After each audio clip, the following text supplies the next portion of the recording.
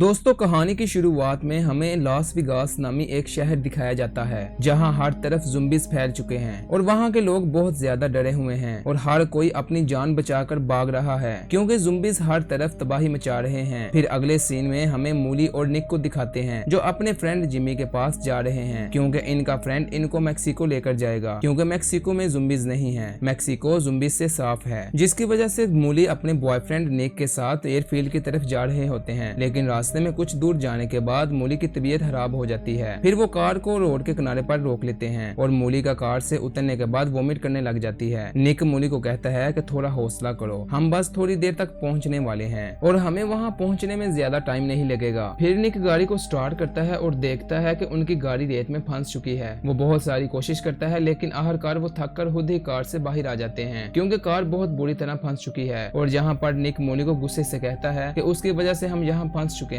फिर दोनों के दरमियान बहस होने लग जाती है, लेकिन जब वो शहर की तरफ देखते हैं तो उनको लगता है कि एक आदमी उनकी तरफ आ रहा है, लेकिन जब वो गौर से देखते हैं तो वो ज़ुम्बी होता है और वो आहिस्ता आहिस्ता से चलकर इनकी तरफ आ रहा होता है। ये देखकर निक जल्दी से अपनी कार की तरफ भागता है और गन निकालता है, लेकिन उसी दौरान अपना मोबाइल गिरा देता है। जब निक ज़ुम्बी को गन से शूट करता है तो वो ज़ुम्बी बुलेट लगने की वजह से जमीन पर गिर जाता है और इन दोनों को लगता है कि ज़ुम्बी मर चुका है और वो बहुत खुश होते हैं और जश्न मनाने स्टार्ट कर देते हैं। इसी दौरान जब वो ज़ुम्बी की तरफ देखते हैं तो वो ज़ुम्बी दोबारा से खड़ा हो जाता है और इनकी तरफ बढ़ता है। निक गन में मौजूद सारी बुलेट्स उस ज़ुम्बी को मार देता है, लेकिन ज़ुम्बी पर कोई भी असर नहीं पड़ता। फिर ज़ुम्बी उनके बहुत करीब आ जाता है और वो जल्दी से भागकर गाड़ी में बैठ जाते हैं। फिर मूली निक को किसी से हेल्प मांगने के लिए कॉल करने का कहती है, लेकिन निक कहता है कि उसका मोबाइल कार में नहीं है। ये सुनने के बाद मूली निक पर बहुत गुस्सा करती है। अब वो देखते हैं कि ज़ुम्बी भी कार से पीछे नहीं जा रहा होता। फिर दोनों कार में ही बैठे रहते हैं, उसी ज़ुम्बी के जाने का वेट करते हैं। सुबह से शाम हो जाती है लेकिन ज़ुम्बी वहाँ से नहीं जाता। ज़ुम्बी का फोकस इन पर होता है और वो इन दोनों का शिकार करने के लिए बहुत बेताब होता है। फिर कुछ रात गुजरने के बाद वो फील करते हैं कि ज़ुम्बी चला गया, लेकिन वो ज़ुम्बी वहाँ से नहीं जाता